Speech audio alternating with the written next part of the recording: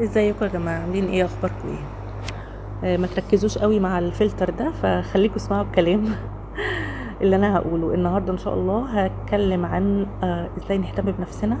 والحقيقه انه الفيديو ده انا بقالي كام يوم كنت عايزه اعمله ومش عارفه يعني هقول ايه، لان انا شفت على السوشيال ميديا فيديوهات كتير بتتكلم عن الموضوع ده، فقلت لازم اقدم حاجه يعني مميزه. فقبل ما ابتدي متنسيش لايك وشير وسبسكرايب. اوكي.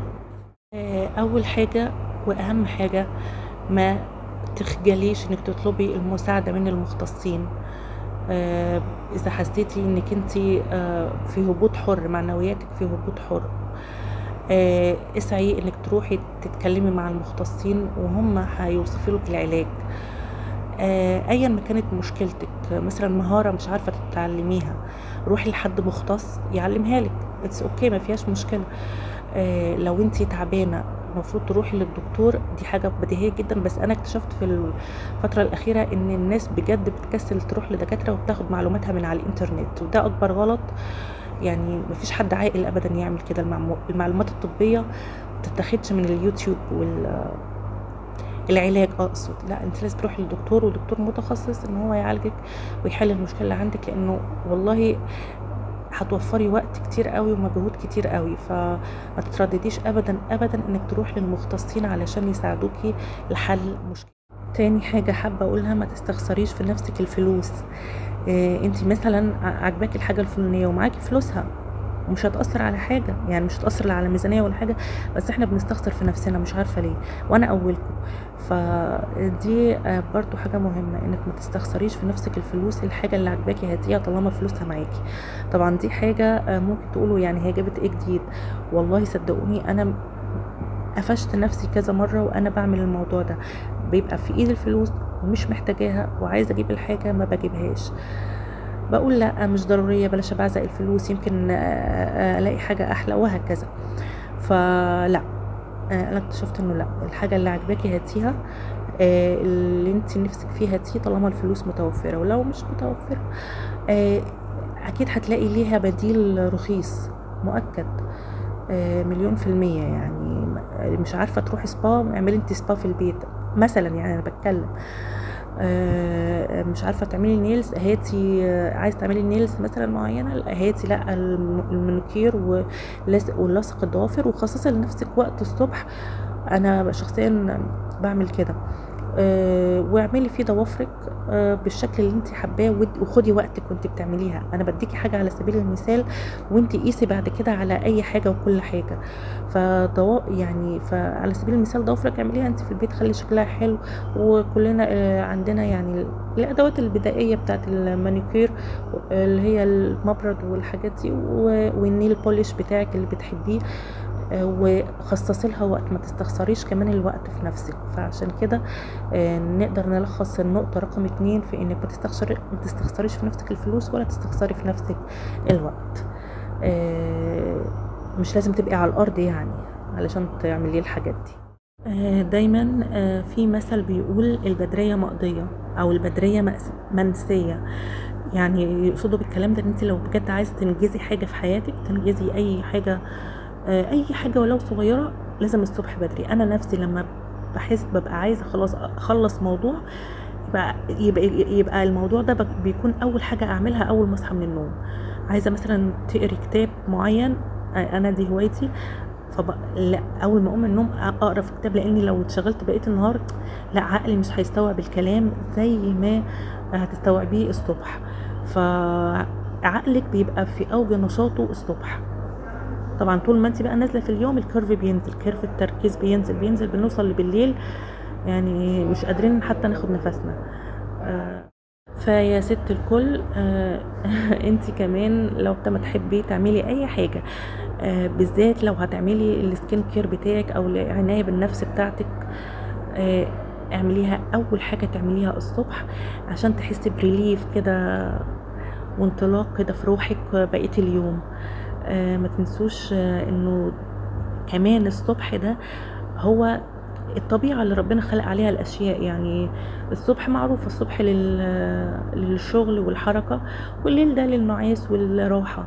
فامشي على الرول دي هتمنع عنك حاجات كتير واكتئاب وحاجات كتيرة يعني، حقيقة وصفة مجربة. فالصبح بدري دي حاجة لازم كلنا، احنا بتهيألي كلنا متعودين عليها لاننا كنا بنروح مدارس او جامعات او شغل، فالاومان الصبح مش هيبقى مشكلة قوي. بس انا هنا بتكلم كمان ان انت لو عايزة بجد حاجة يعني، اصحي الساعة 5 الفجر. 5 الفجر ده ميعاد ذهبي، اللي هي بعد صلاة الفجر ده ميعاد ذهبي ذهبي ذهبي بجد. ان كنت هتعملي اذكار اي حاجة اي حاجة بتبقى بعد الساعة 5، هتتقضي بسرعة. يعني لو انت هتعمليها في ساعتين في نص النهار، هتعمليها الصبح في نص ساعة حقيقي. واكيد كلنا عارفين الكلام ده ومش محتاجة ان انا اقوله. وما تقوميش الصبح تبصي على الموبايل، والله الموبايل مش هيجرى له حاجة، العالم مش هيجرى. لو القيامة قامت هتعرفي يعني هتعرفي، مش هتحتاجي حد يبلغك بالموبايل. فالسكرولنج الصبح ده بيشوش على الدماغ جامد جدا جدا، وبيخليكي مش مركزة انت عايز تعملي ايه في يومك. فستوب سكرولنج. السكرولنج ده انا كنت قلت لكم في فيديو عادات هتغير حياتك، وكمان هو جزء من الاهتمام بالنفس. ما تقوميش من الصبح تبصي على الموبايل. اعملي حاجة تانية برضو بتكوني بتحبيها. خشي خدي دش مثلا، اعملي حركة العناية بالقدم اللي انا لسه قايلها لك دي. حطي مثلا العبي رياضة، اقري كتاب بتحبيه، كتاب حتى الكتاب الالكتروني برضو بلاش، يعني يفضل. انا عارفه انه صعب دلوقتي والكتب غاليه وبتاع، بس حاولي على قد ما تقدري يبقى الكتاب ورقي اكتر مما هو الكتروني. لو ما فيش خلاص يعني خلاص، خليها الكتاب الالكتروني او كتب مسموعه.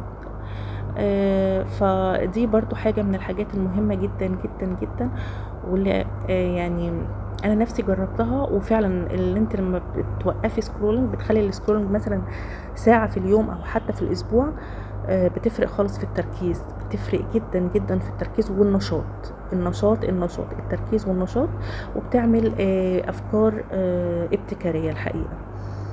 فانا بوصي نفسي وبوصيكم ستوب سكرولنج. طبعا مش محتاجين اقول لكم طبعا على ان انت لازم تمنعي ريحه العرق، ولازم بأبسط حاجه زي ما قلت لكم قبل كده بالشابه، تمنعي ريحه العرق خالص انها تطلع، لانها بتقلب المود خالص. وطبعا الاندر وير بيتغير مرتين في اليوم، ده اقل حاجه. و الحاجة بجد اللي هتفرق واللي انا حابة انوه عنها هو الفوت كير، العناية بالقدم. جماعة القدم، انا حاسة ان في كده حاجة لاسلكية موصلة بين القدم والدماغ. انت اول بمجرد ما بتغسلي رجليكي وما بين الصوابع كويس قوي قوي قوي قوي، وتحطي كده حاجة بارفان مثلا او ريحة. ايوه حطي بارفان ايوه انا بقول لك كده، حطي بارفان في رجليكي. هتعمل انتعاش رهيب في المخ، وهتحسي ان انتي مصحصحه ومفرفشه كده. ف طبعا كل الناس بتتكلم عن السكين كير والبادي كير والهير كير، انا الوحيده اللي بقول الفوت كير. ف ما تنسيش ابدا العنايه بقدمك، العنايه بقدمك، العنايه بقدمك. وفي كده يعني شويه ادوات كده هحط لكم صورتها على كل حال، هتبقى حلوه قوي معاكي. في المبرد اللي هو الحديد، بيبقى حديد كده مش بلاستيك، بيبقى حديد، ده بينعم الرجل جامد جدا جدا جدا. وحطي بقى بعديها طبعا بتغسلي بالصابون، وطبعا بالحجر الحفافي. بتغسلي كويس قوي قوي قوي، وترشي السبراي بتاعك في القدم. وهتدعي لي هتدعي لي هتدعي لي طبعا مع الكريم المرطب، هتدعي لي. فلو كده لخصنا الفيديو كله، هتلاقوني اتكلمت في 4 نقط. اول حاجه انك انتي تطلبي المساعده من المختصين، الناس اللي دارسه مجال المشكله بتاعتك، دي رقم 1. رقم 2 المنسية البدرية منسية، يعني اللي انت عايزة تعمليه اعمليه الصبح، هتنجزيه ومش هياخد منه ومش هتحسي انك بذلتي مجهود. رقم 3 طبعا ستوب سكرولينج، مش اول ما تقوم من النوم تروح ماسكه الموبايل وهات سكرول سكرول سكرول سكرول.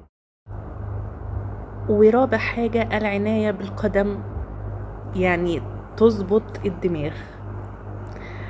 فاهتمي بقدميك. ده كان الفيديو، ان شاء الله يعجبكم، ان شاء الله اشوفكم في فيديو جديد. باي باي.